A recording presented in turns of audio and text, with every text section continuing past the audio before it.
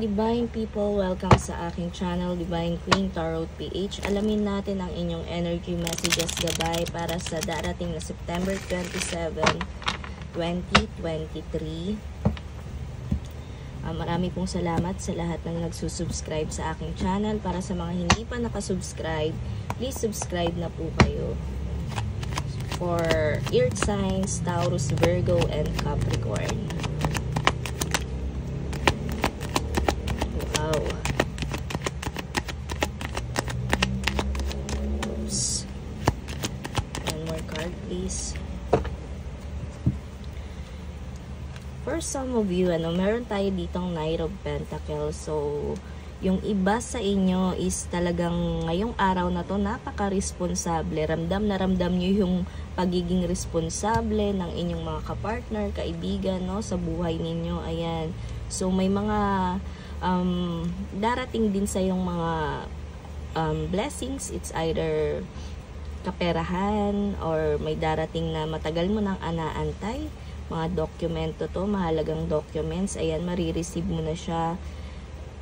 And yung mga kailangan mong mga documents, ayan, makukuha mo na kung ano man yung blessings na pangbayad mo ba yan ng bills. Ayan, marireceive mo siya ngayong araw na to. So, kaya talagang napakasaya ng earth signs natin ngayon. So, ayan, meron tayo ditong Four of Swords. Ayan, no, talagang sa ngayong araw na to, talagang makakapagpahinga ka, no, makakapag-isip ka ng maayos, mababayaran mo na siguro yung mga bills mo, no, na tagal-tagal mo nang iniisip, tuition ng anak mo, kung ano man yung mga babayarin. Ayan, may peace of mind ka ngayon, earth signs. So, we have here the Nine of Cups. So, for some of you naman, no, nakaka-experience ng mga may mga tao sa paligid nila na napaka-greedy, or ikaw ba to na napaka-selfish, no? Iwasan mo earth signs sa maging selfish or maging greedy, imperfection, I mean yung perfectionist, no? Sorry guys. So, ayan, yan yung mga bagay na kailangan mo, or mga ugaling kailangan mong iwasan ngayong araw na to, earth signs, okay? Kung may na-receive ka mang blessings, try to share it and i-priority mong bayaran yung mga dapat mong bayaran. Baka kasi mapunta pa yan sa mga binibili mo online or mga nagugustuhan mong bilhin, no, na hindi kailangan. Okay. Oops. We have here the Ten of Pentacles. So, yung iba sa inyo, nakakaramdam ng insecurity sa paligid, sa mga nakakatrabaho, or ikaw to na nai-insecure sila sa iyo. Ang dami mong iniisip na problema, halos wala ka ng no, parang panay negative na lang yung pamapasok sa utak mo, wala ka ng maisip na solusyon, no, panay negative na lang. So, yan yung energy ng iba sa inyo, no. So, iwasan niyo yung ganyang pakiramdam, earth signs. Kung ano man yung problema ang kinakaharap mo ngayon, maging open-minded ka. Isipin mo na hindi lang ikaw yung mayroong problema sa mundo, ano. And make it sure na ang iisipin mo is kung paano mo masusolusyonan. Okay, we have here the Ace of Wands. So, ayan, may mga misunderstanding and cancellation, withdrawal, delays din raranasan yung iba dito. Ayan, kung may nag-start ka na ba sa trabaho mo, baka mali yung the way na pinapakita mo ngayon sa mga katrabaho mo, sa mga nakakasama mo ngayon tao, ano. Make it sure na wag mo pairalin yung pagiging insecurity mo, greedy mo, materialistic, or pagiging perfectionist ngayong araw na to, earth signs. So, tingnan pa natin. Oops. We have here the Nine of Wands. So, ayan, yung iba sa inyo napo-prostrate. Ano ba tong mga bagay na napo-prostrate kayo? I think sa mga delays na nangyayari sa inyo, kasi confirmation card to ng delay ng dito sa ating Ace of Wands. Siguro may mga tao kayong inaantay, mahalagang dokumento, pera yan na madidelay ngayong araw na to. Yung iba sa inyo, ha, lalong-lalo na yung pag-i-start sa trabaho. Ayan. Yung iba sa inyo masyadong defensive. Sa mga taong nakakasalamuha. So, tignan pa natin. Ayan. For some of you naman, no, confirmation card to ng una nating card na Knight of Pentacles. Ayan, napakasaya ng inyong pamilya. Ayan, feel, napaka-bless nyo. Talagang contented kayo. Di ba katulad dito, yung iba na talagang may peace of mind kayo.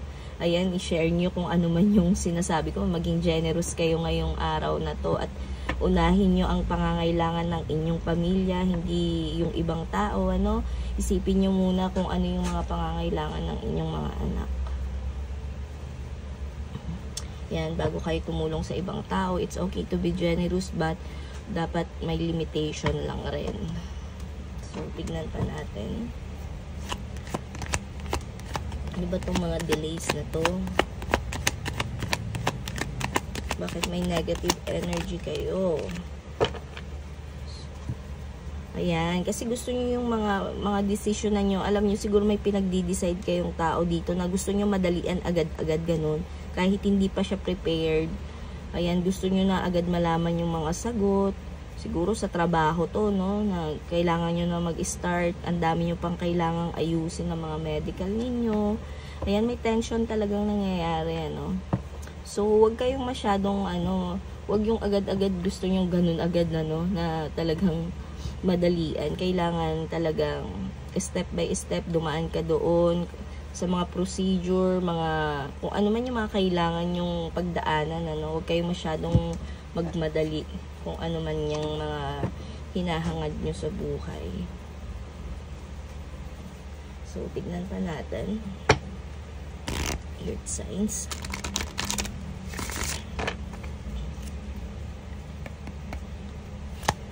Earth signs. More messages, please.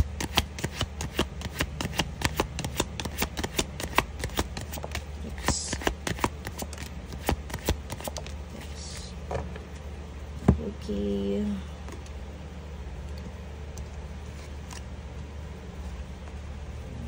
So, ayan, may mga sigawan talagang ma-experience dito. Yung iba sa inyo, lalo na yung mga nandito sa baba, yung kung ano man yung mga nararamdaman yung problema, struggle sa buhay nyo, iwasan nyo yung pagsisigawan ngayong araw na to, no? So, ayan, no, may fighting din dito. Bugs. And you feel na para ka na lang insekto sa bahay nyo na, alam mo yun, walang nang pakinabang. Yan yung nararamdaman nyo ngayon. Kaya, ayan, siguro, yung iba sa inyo nagiging irresponsible sa bahay. Kayo ba to, mga anak ba kayo or mga magulang nyo na nagsisigawan talaga, hindi man lang inaalala kung ano yung mga nararamdaman ninyo. It's either pag-aaway din to sa mga kapartner nyo. Ayan. So, iwasan yung ngayong araw na to na maging mainitin yung ulo, na maging selfish katulad ng sinabi ko sa inyo kanina, greedy, perfectionist, baka lahat na lang ng kilos talagang pinapansin ninyo kahit alam niyo yun, baka naman nasasakal na ang inyong mga kapartner sa inyo. So, gusto nyo, baka niyayaya nyo rin siya kung saan, ayan, gusto nyo madalian, kahit siya gusto niya mag-prepared muna ng mga kung ano-ano, kayo gusto nyo agad-agadan, ganun. So, yun lang ang aking paalala ngayong araw na to. Thank you, Earth Signs. See you on my next video. Bye-bye. Thank you for watching.